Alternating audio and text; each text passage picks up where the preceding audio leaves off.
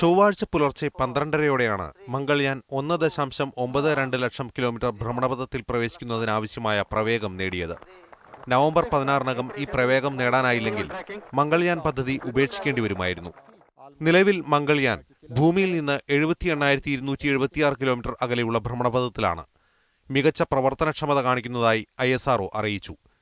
പ്രവേഗം വർദ്ധിപ്പിക്കാനാവശ്യമായ ഇന്ധനം എഞ്ചിനുള്ളിൽ കത്തിക്കുവാൻ കഴിഞ്ഞിരുന്നില്ല. ഇതായിരുന്നു ആശങ്കയ്ക്ക് കാരണം.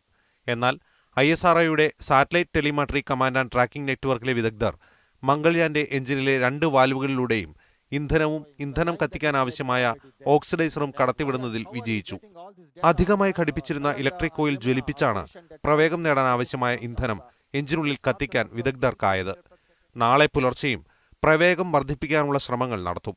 നിലവിൽ 35 മീറ്റർ പ്രതി സെക്കൻഡാണ് മംഗൾയാന്റെ പ്രവേഗം. ഇത് 135 പ്രതി സെക്കൻഡായാലേ 1 ലക്ഷം കിലോമീറ്റർ ഭ്രമണപഥത്തിലേക്ക് മംഗൾയാൻ എത്തുകയുള്ളൂ. ബുധനാഴ്ച പുലർച്ചെ പ്രവേഗം വർദ്ധിപ്പിക്കാനുള്ള ശ്രമം തുടരുമെന്ന് ISRO അറിയിച്ചു. News desk, media 1.